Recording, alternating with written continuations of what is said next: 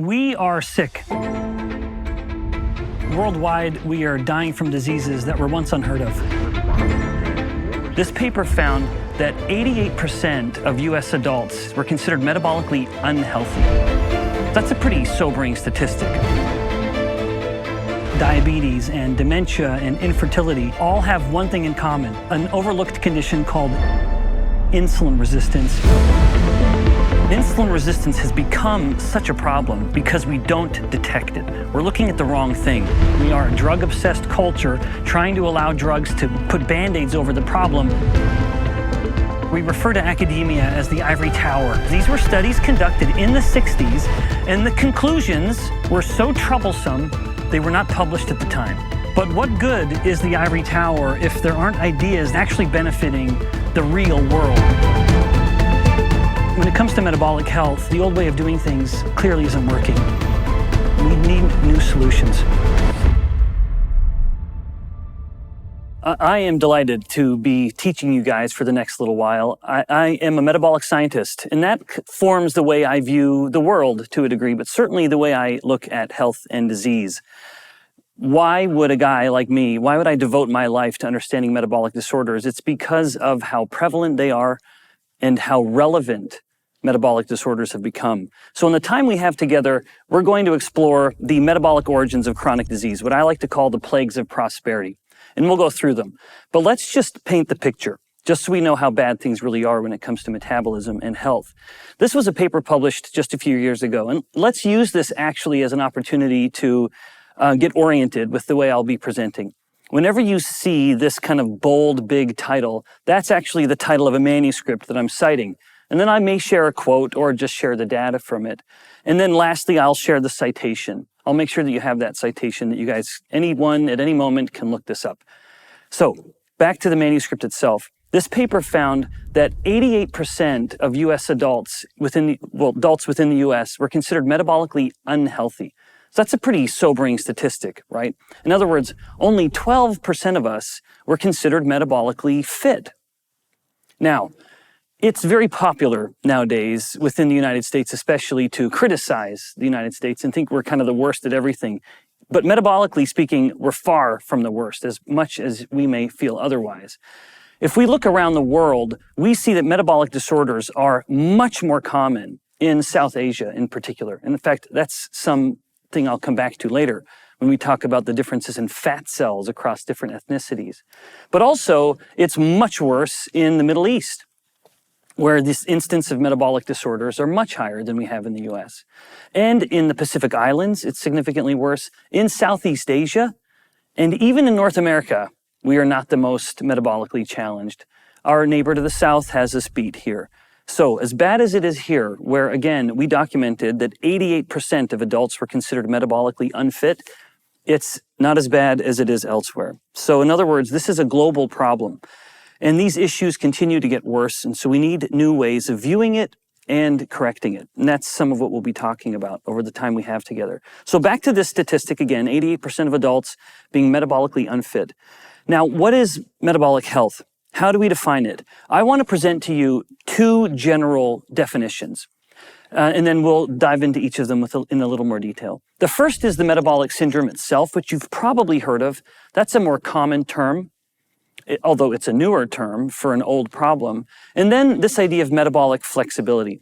And as I define these, I'm going to introduce a few new characters. And this is all just to set the stage of having a common understanding of what metabolic health is. First, the metabolic syndrome.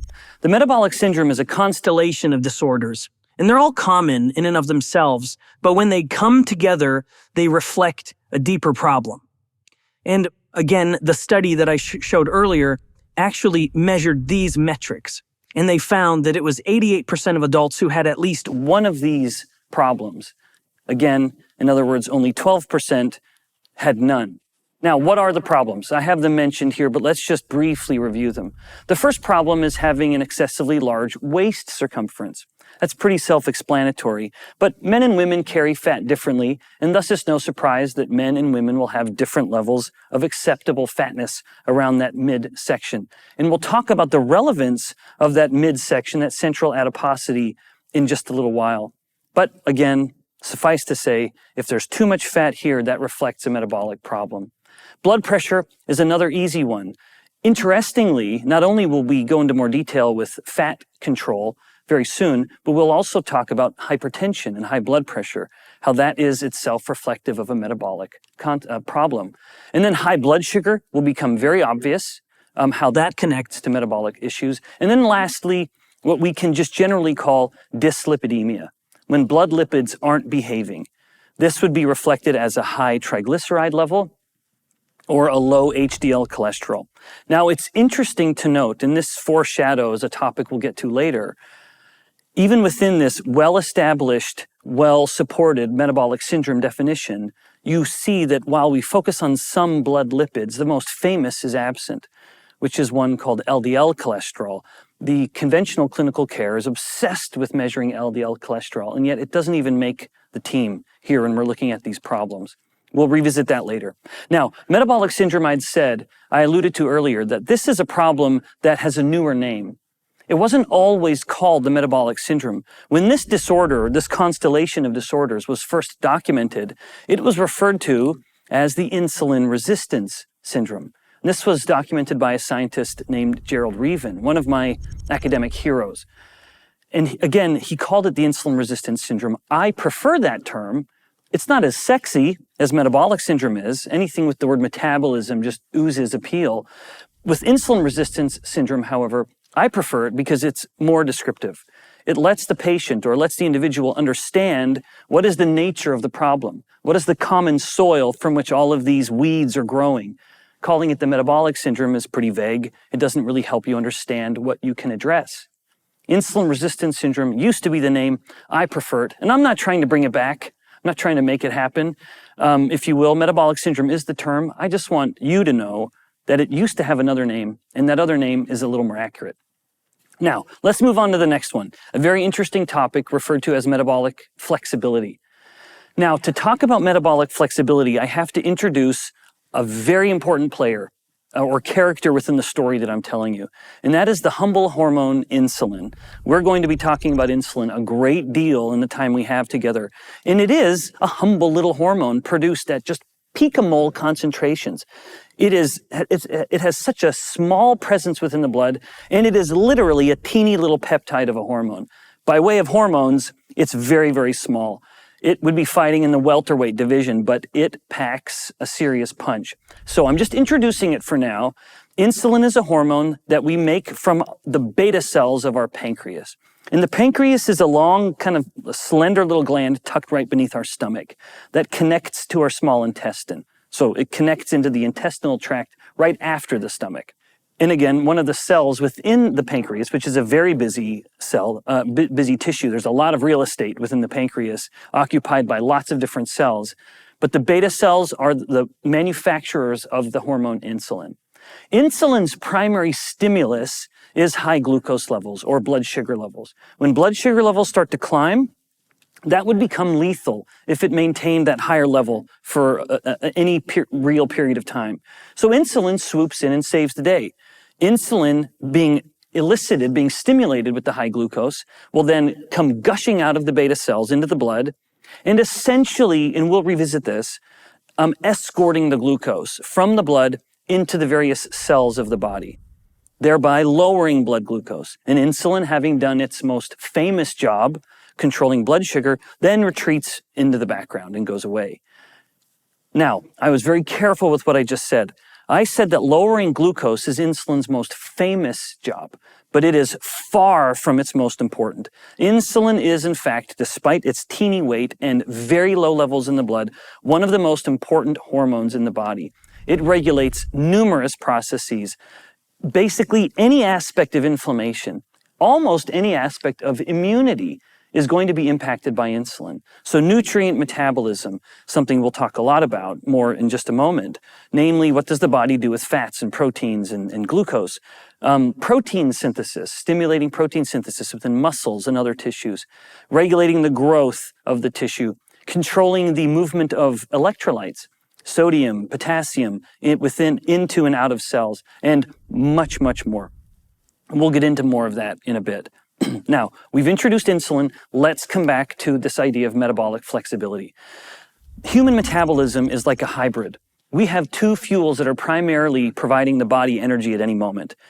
In truth, there are a little more, but they are much, much smaller contributors to what we consider fuel use or metabolism within the body. So at any moment, the body is burning a mix of sugar, blood sugar, or fat.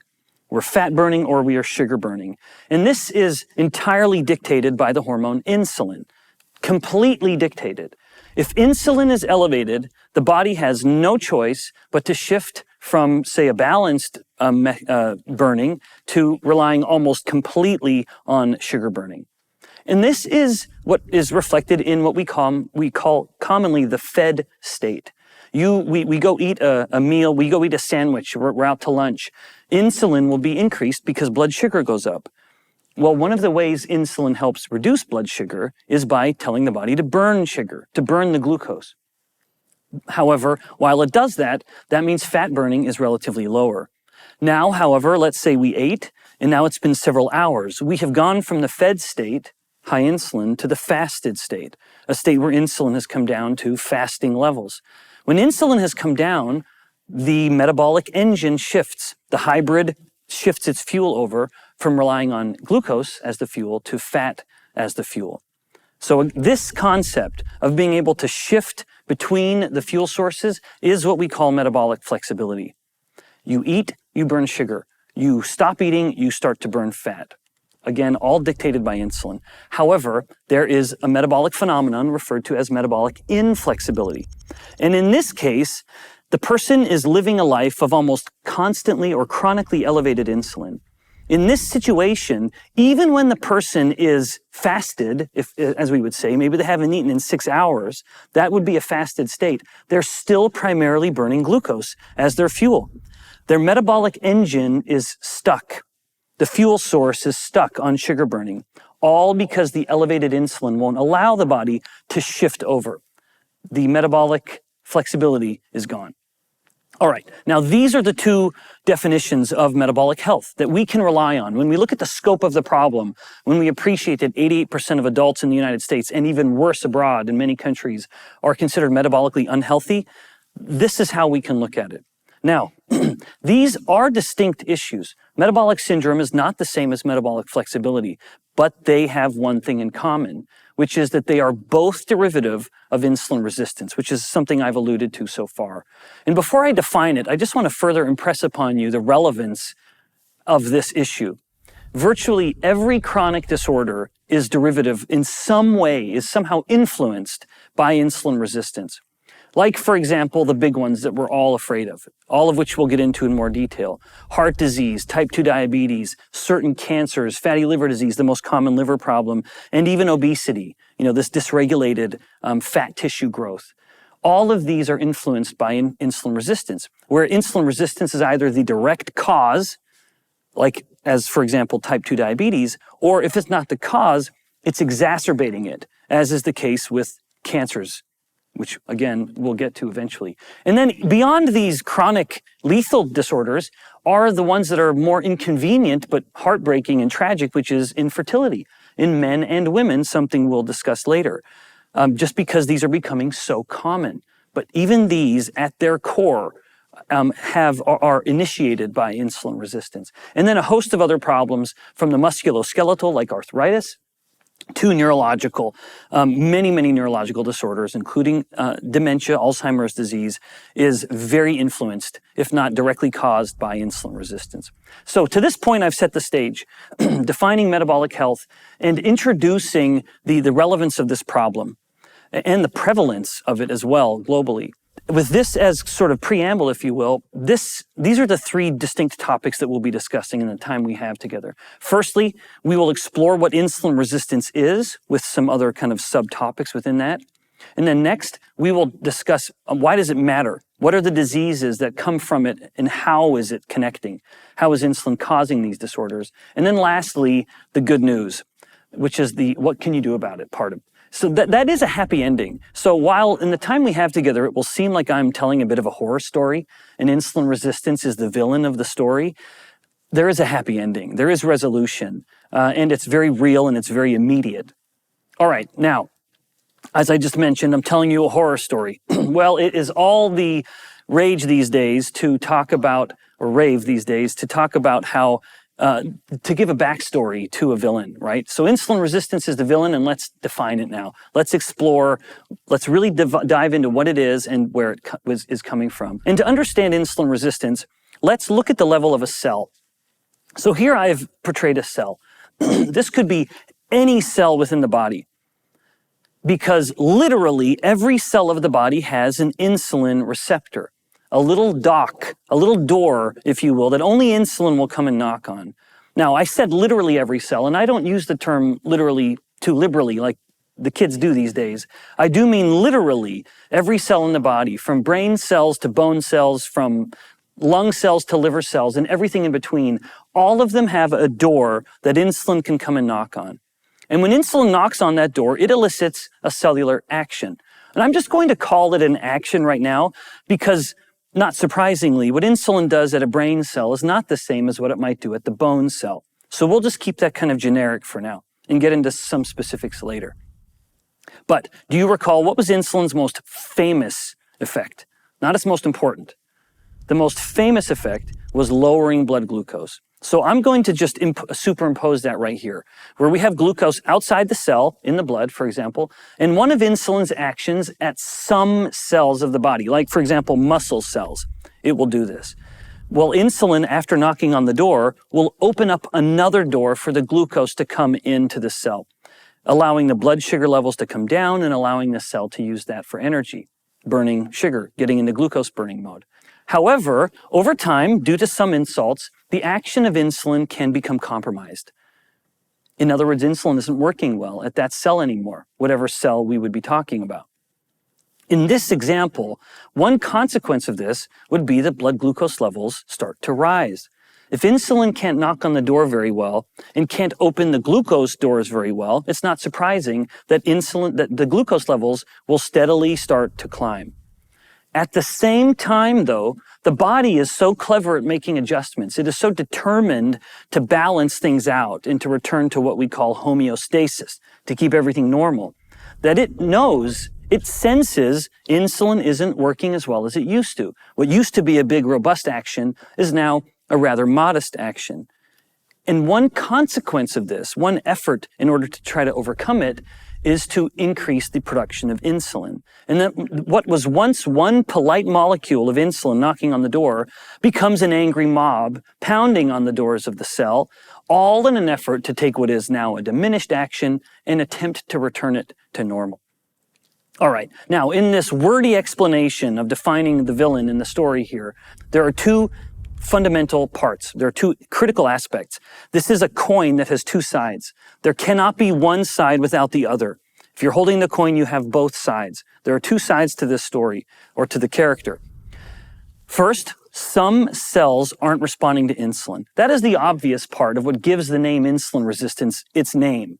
This is where that part would come from. Some cells aren't responding. But notice the use of my word, some. Some cells are as responsive to insulin as ever.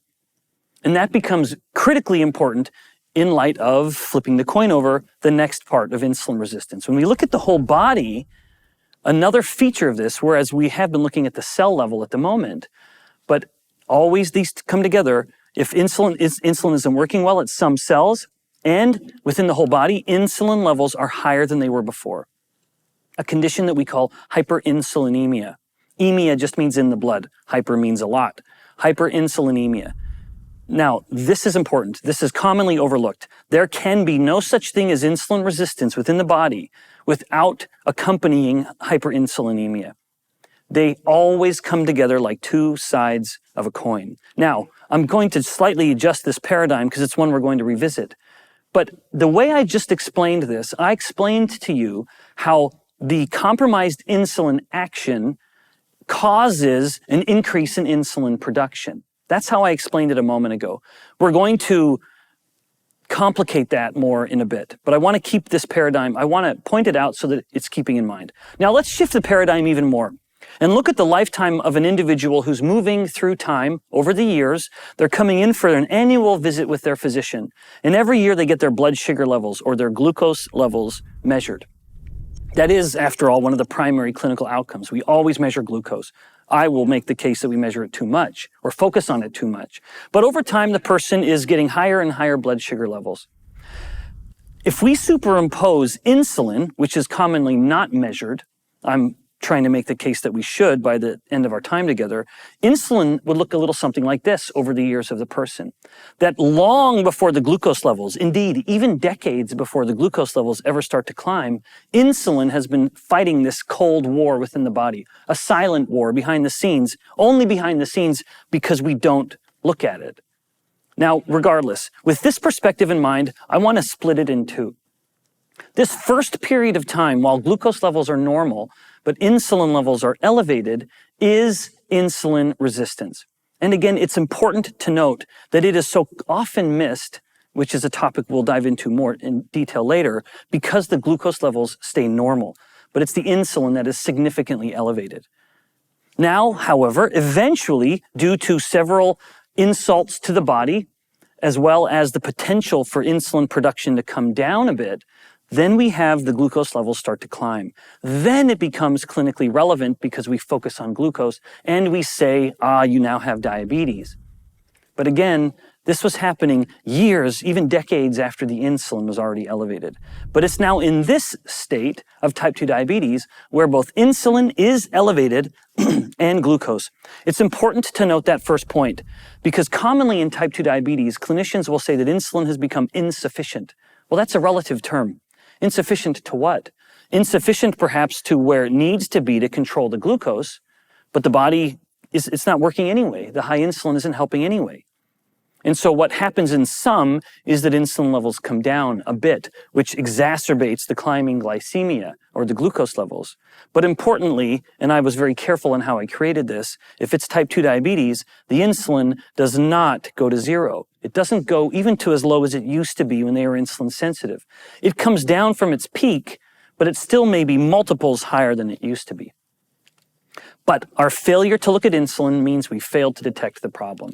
Now, let's add to this view. I've been talking about what insulin resistance is and differentiating it now compared to type 2 diabetes, but also impressing upon you the fact that there is no type 2 diabetes without insulin resistance, which is a disease we will revisit later much more explicitly. But let's now look at different tissues of the body and how they influence this. Insulin resistance starts in the fat cells. You could imagine a row of dominoes. You know, when I'm playing with my kids, we stack up the dominoes and then hope none of the kids knock it over. But the dominoes are there waiting to fall.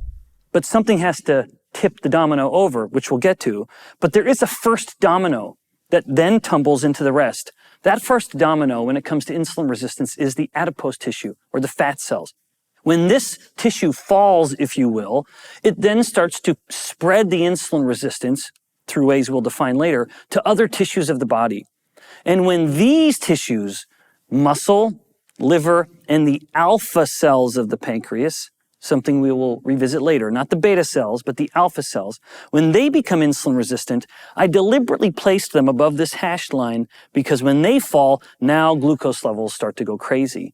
But until they become insulin resistant, it's just the insulin that's struggling, but it is able to keep the glucose in check. Now let's shift this one last time. I promise we'll leave this paradigm in just a moment. To look at this in another way, when insulin resistance is only affecting the fat cells, we have this state of high insulin, but normal glucose. And then when the insulin resistance has moved to these other tissues, now the high insulin is accompanied by elevated glucose as well, which we would define as type 2 diabetes. Wouldn't it be nice if we could have detected the problem here rather than waiting for it to get to that point? All right, so we know what insulin resistance is. We've identified the villain. Now it's time for the backstory. We'll explore how did insulin break bad, if you will. How did it go from working for us to working against us? I want to present to you three primary causes. Now, when I use the word primary, I'm being very careful, as I've devoted my life to understanding this obscure topic that no one really cares about, but I'm hoping more people will. Thank you for all pretending to care for now and indeed caring later. But there are three primary causes. I define primary based on how validated are the causes that I'm about to introduce you to. In other words, if it's primary, I say that it has been validated in isolated cell cultures, cells growing in little petri dishes. It has been further validated in animal models within a laboratory setting, rodents. And then lastly, validated in the pinnacle of all creation, the humans.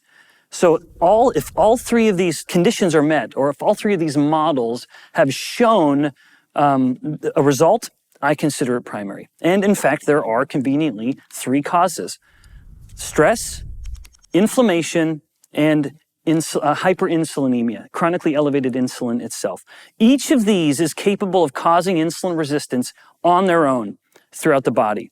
Now, as luck would have it, we tend to live in a culture where a lot of them are elevated at the same time, but each on its own is capable. They're all independent, noxious stimuli capable of eliciting this catastrophic consequence, metabolically speaking. Let's dive into each of them. Let's define them in a little more detail. Now, stress. What do I mean by stress? Stress can be referred to often in a lot of ways, and a lot of people will throw this word around.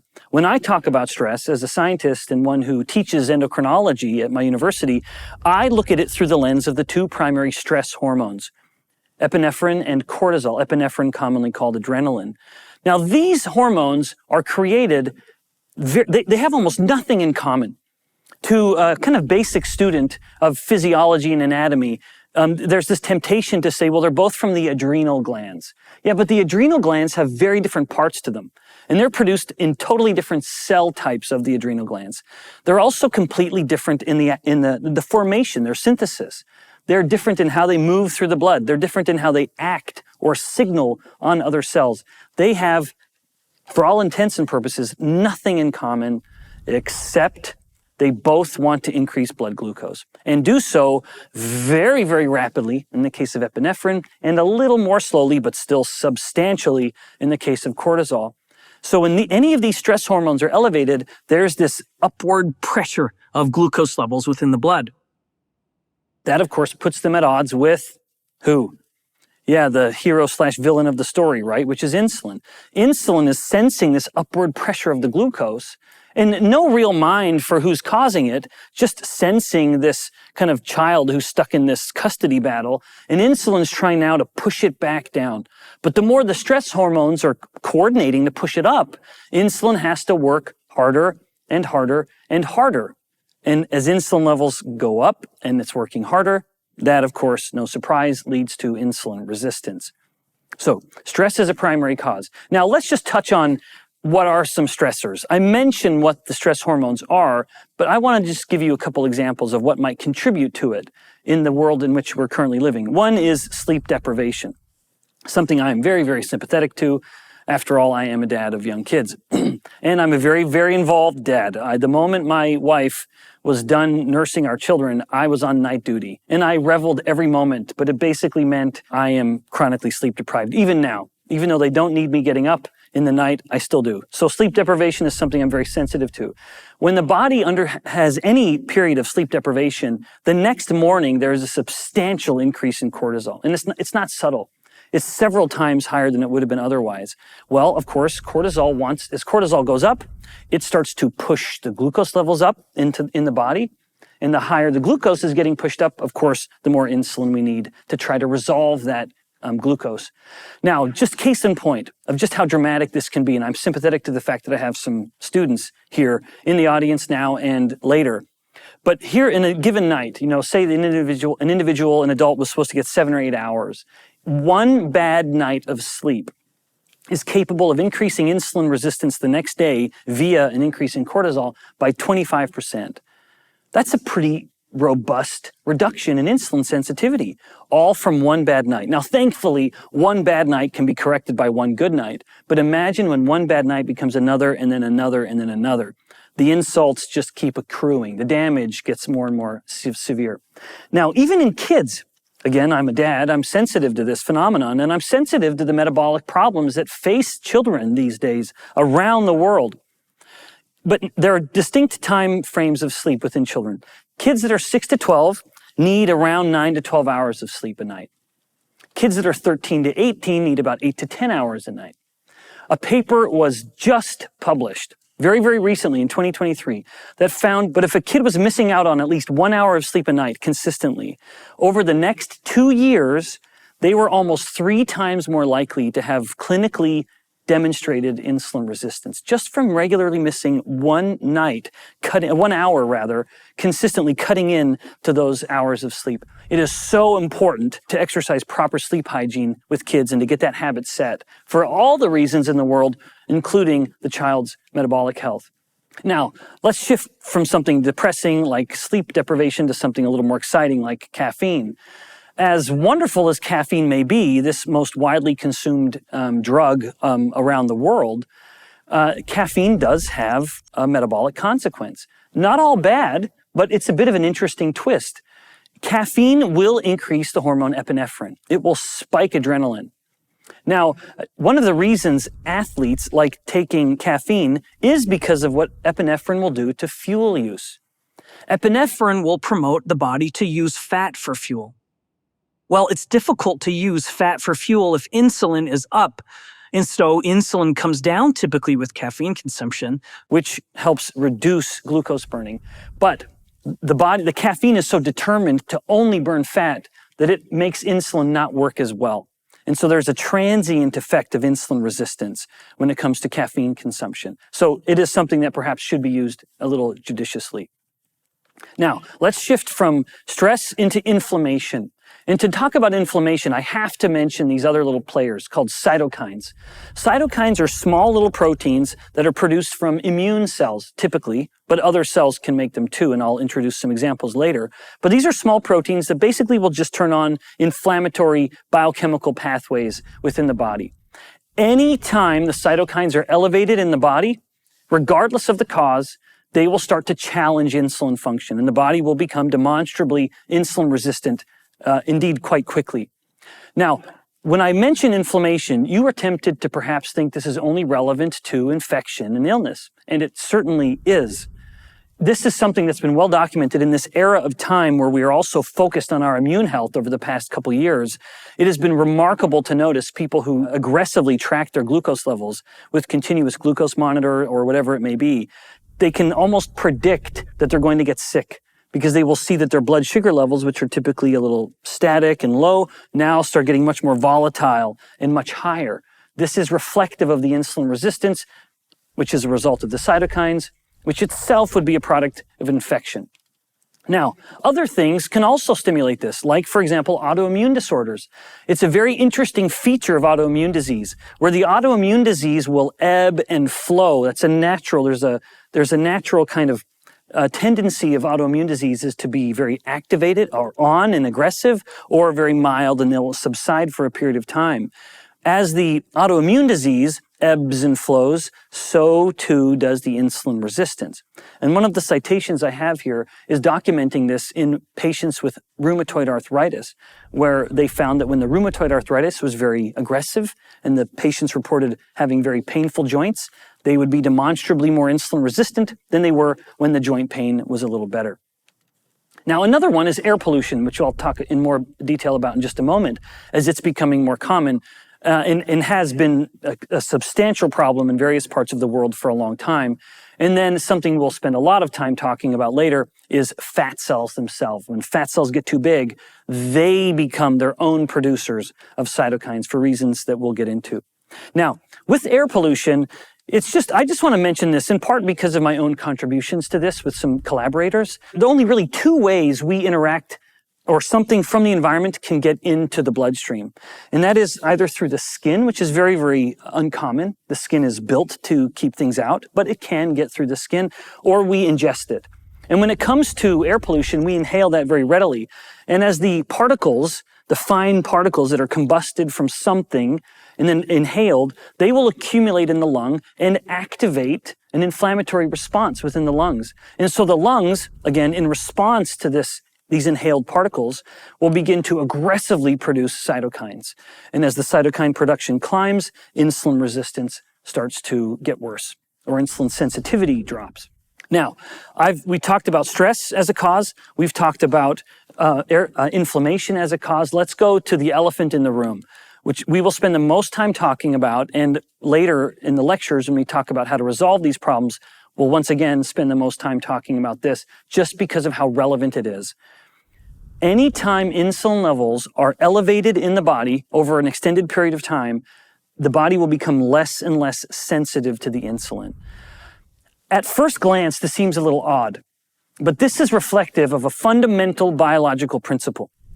Too much of something will result in a resistance to that something. The body will attempt to turn down the reception to a lot of noise. It happens with insulin. It happens with caffeine. The more someone takes caffeine, the less the body starts to respond to it. The more someone takes an antibiotic, the more the bacteria begin to become resistant to it.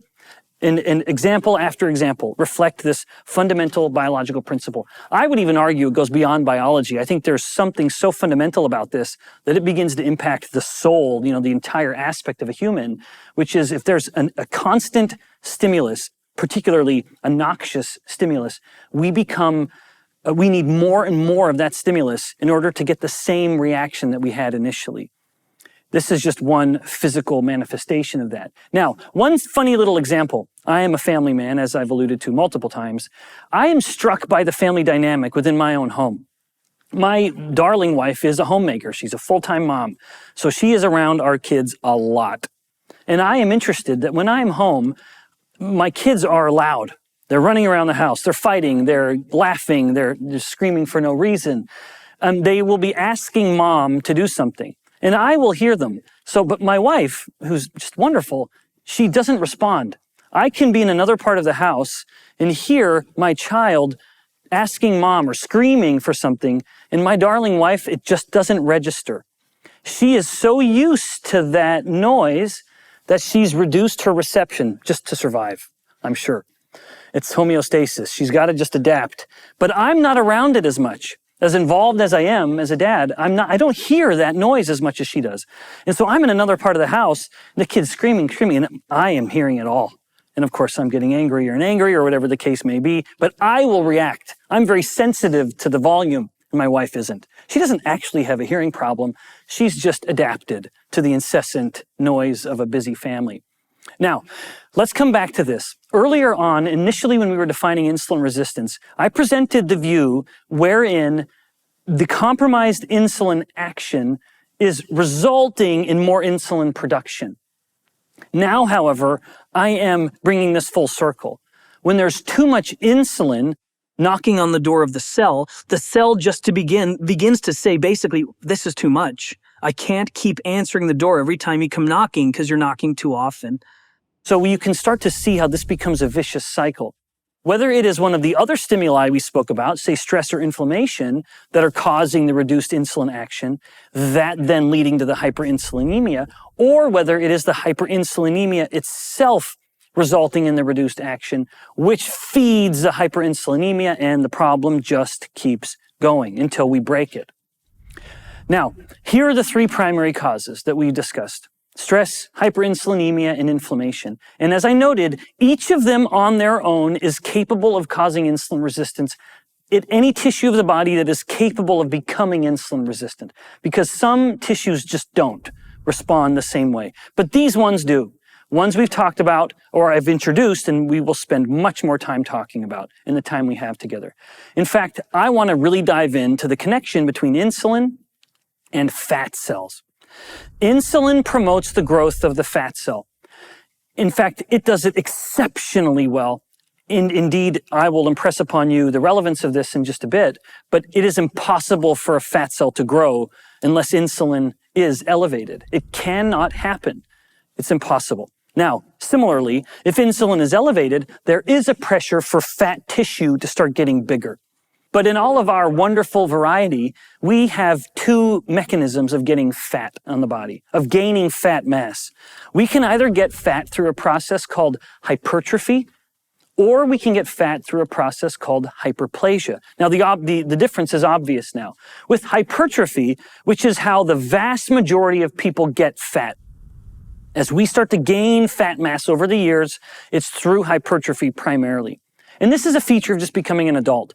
Typically, by the time we become adults, the number of fat cells we have is set. until later life. Now, I'm not going to go into much more detail on that aspect of it, the development and the life cycle of a fat cell. Fat cells are not immortal, despite what you might have heard. They have a long life. They will live about 5 to 10 years. And then over that time of adulthood, they'll just be replaced by another fat cell. But again, back to this point, which is the average individual has a fat cell number that is set. And so as insulin continues to put pressure on the fat tissue to grow, it can't reproduce itself. So each individual fat cell just keeps bearing the metabolic burden of what insulin's telling it to do, getting bigger and bigger and bigger. In some instances, in adulthood, some people have the potential to continue to make new fat cells. And in that case, insulin is providing the pressure to the fat tissue, grow, grow, grow. And then as the fat cell gets big, right when it starts to get a little big, it just recruits help. And there's another fat cell. And they all stay much more modestly sized, but much more abundant. Again, a point I emphasized, and we will not leave this alone yet, fat cells cannot grow unless insulin is elevated. Now, for the first time yet, although there will be several of these, I want to just go on a tangent for a moment and introduce the concept of calories. What about calories, right? How can I claim to be talking about fat cells growing if I'm not invoking this idea of energy or calories? Calories, after all, are just a measurement of a unit of energy. So let's bring that in for just a bit. All right, so insulin is promoting the growth of the fat cell. And as I said, when insulin is elevated, the fat cells can't grow unless insulin is elevated. But this isn't the full story. As much as insulin is telling the fat tissue to grow, there has to be something to put in the fat tissue to promote the growth. And so as much as I'm saying insulin is absolutely essential to fat cell growth, and it is, you also need energy. Calories have to be accounted for here. And so we have the insulin signaling the growth, and we have the energy in the form of calories providing the fuel for the growth.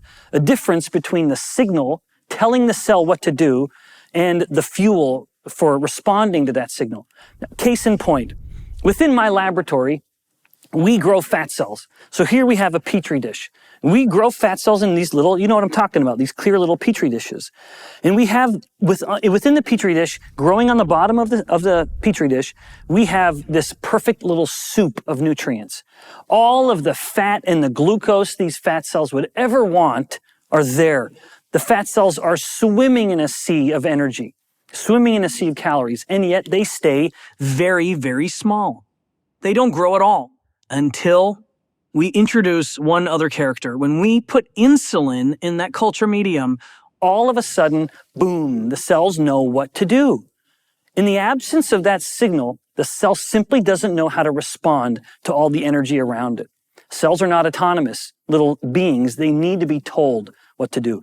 Insulin, in this case, signals the growth that the calories have been waiting to fuel. All right, now, let's just continue this a little further to reconcile some issues. What happens is that there's an elevated insulin to signal the growth, and there's sufficient energy to fuel the growth. And that is a wonderful recipe to promote the growth of fat tissue. However, what if energy is low, but insulin stayed high? This impossible scenario is indeed impossible because of what would happen. If insulin is elevated, it is so determined to promote the growth of fat tissue that it will start selectively pushing the energy, the calories, into the fat tissue. Because that's one of insulin's jobs. It wants to store energy for later use, which is wonderful. That's why we need it. But in this case, if insulin were high, but energy was low, it would be pushing all the energy into the fat cells, resulting in one very energy-hungry tissue, namely the brain, going, well, hungry. We will revisit this later, but the brain is a high metabolic rate organ. It has a very high metabolic demand. It needs to be fed constantly. And unlike fat tissue, it doesn't have the ability to store energy for later.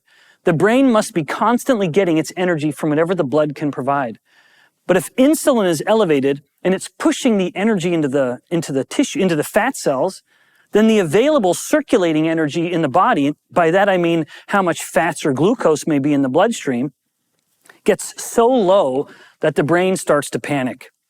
It would indeed be catastrophic, and you would faint and then you would die because the brain wouldn't be able to meet its energetic needs, which is why this can't happen.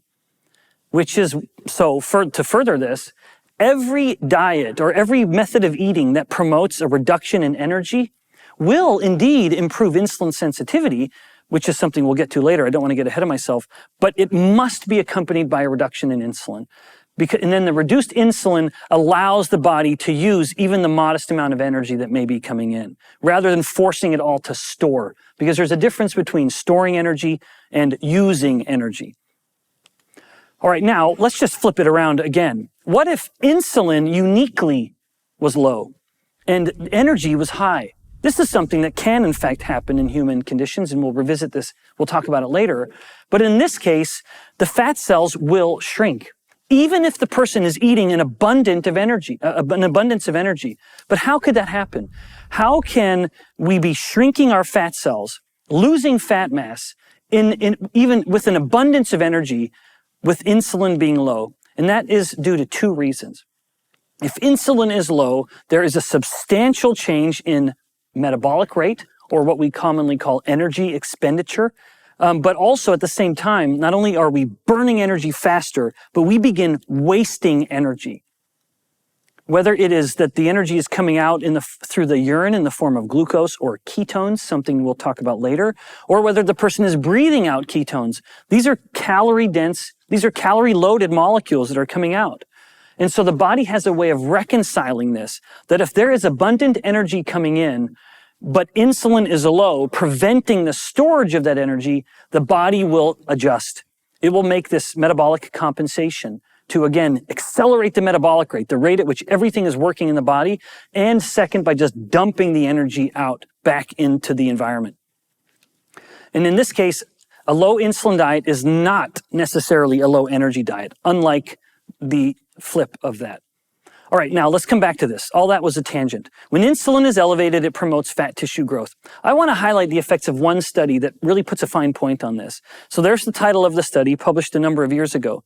And what they did is take adipose biopsies of people who were treated with insulin. So diabetic patients that were taking insulin injections. And we are commonly told, diabetics are told to rotate injection sites. And what they did, they took patients who hadn't been rotating their injection sites.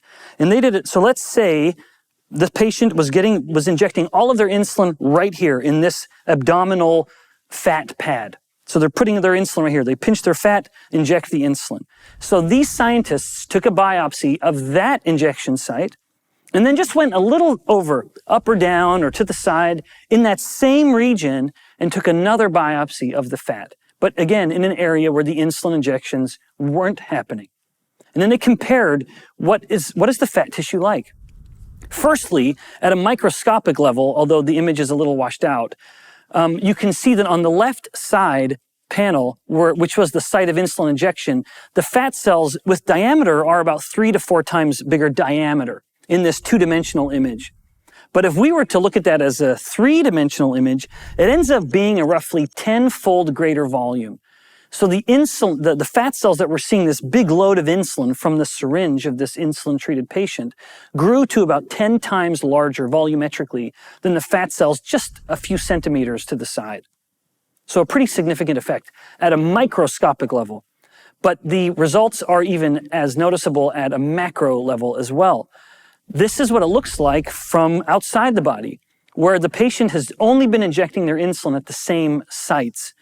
The patient is told to rotate injection sites to prevent this exaggerated, admittedly kind of odd-looking method of storing fat. Insulin is so determined to promote the fat storage. This is how good it does it. All right, now, we introduced the different ways the body can store fat. The majority of us storing fat through hypertrophy, when we start gaining fat mass, and some storing it through hyperplasia, relatively more.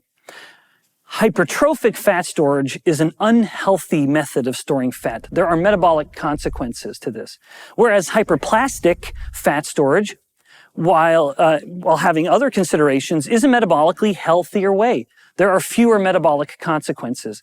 And let's talk about 2 reasons why this is the case. 2 reasons why the hypertrophic adipocytes are problematic. The first one is that the hypertrophic fat cells simply run out of room. Now, let's just do a little bit of biochemistry here for a second. Insulin normally, when it is going through the body, will inhibit fat release from fat cells. So if insulin is high, the breakdown of the stored fat within the fat cell is going to be low. That's a typical response. However, when the fat cells become more and more and more hypertrophic, they reach this point of maximum dimension, a point wherein they can't go any further. There's no going past it because the cell simply gets so big that it can't hold itself together, and the membranes would start to rip apart. So, in order to prevent further fat growth, when the fat has reached maximum dimension, it becomes resistant to insulin's growth signal. Insulin's continuing to try to tell this fat cell to grow, and and the fat cell basically starts to tell insulin, hey, look, I can't listen to you anymore. I can't do this anymore. I'm already as big as I'm going to get.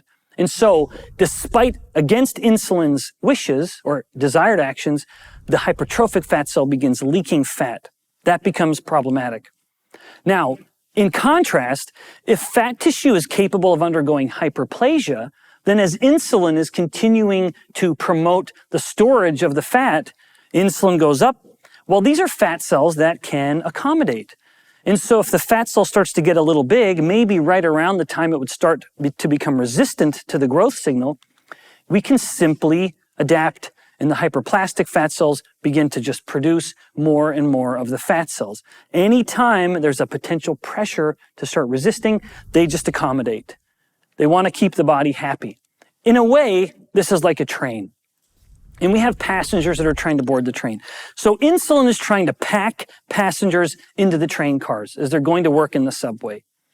Well, in the case of the hyperplastic magic train, anytime the train car gets kind of full, not even bursting, we just hook another train car on. And then that train car gets full-ish, but not to bursting, and then we just hook another train car on. And so all the passengers, we continue to be able to accommodate all of the passengers that are attempting to board the bus or the train. And accordingly, everyone's happy because they can all get on and everyone stays on and they're perfectly fitted within the space. In stark contrast, if we have a magic hypertrophic train, well, it's less magical. So in this case, insulin's trying to force the passengers onto this fat train. But we can't add cars to it. And so we have one train car, and insulin just keeps packing the passengers in. And the passengers start to say, hey, look, I can't fit anymore. You keep pushing people in. And so what some passengers start to do is, as the train car is loaded, they begin to sneak out. And they start climbing out through the window. Because as the insulin keeps pushing more people in, the people just start climbing out. There's simply no room for all of them. Suffice to say, very angry passengers. So this is again analogous to the fat cell that has undergone hypertrophy, failing to respond to insulin's signal to keep it all in, and just letting people go as insulin continues to push people in. Not a very happy situation. So that was the first one. The fat cells just run out of room.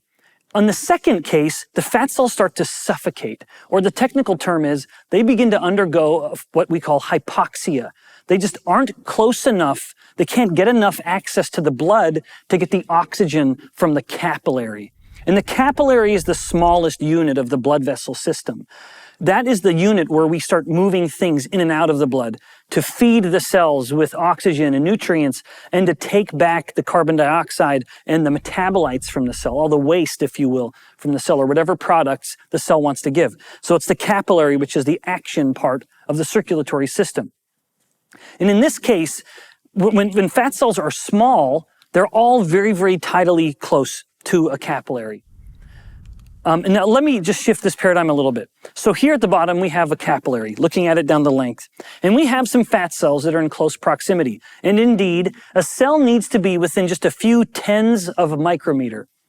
You know, about immediately touching the capillary practically to maybe up to 50 micrometers away. So it needs to be in very, very close proximity for the gas exchange and the nutrients to be exchanged.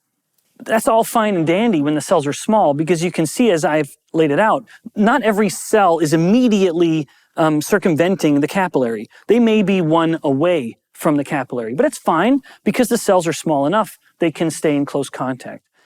That is less benign when the fat cells have undergone hypertrophy. So here we have a hypertrophic fat cell, and this fat cell is lucky because despite its mammoth diameter, itself being about 300 micrometers, it is close enough to the capillary to get what it needs.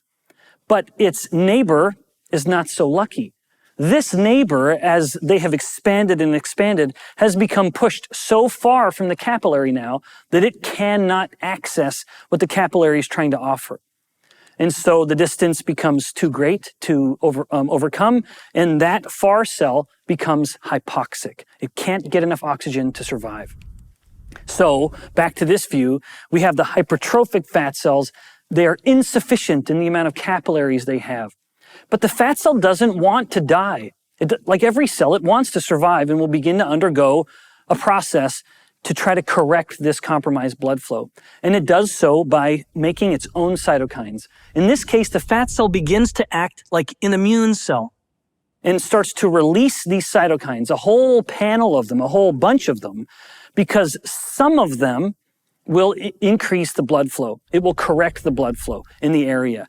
But others are simply promoting inflammation like cytokines do. But the fat cell doesn't care about that at the moment or at all. It basically just wants to correct the hypoxia.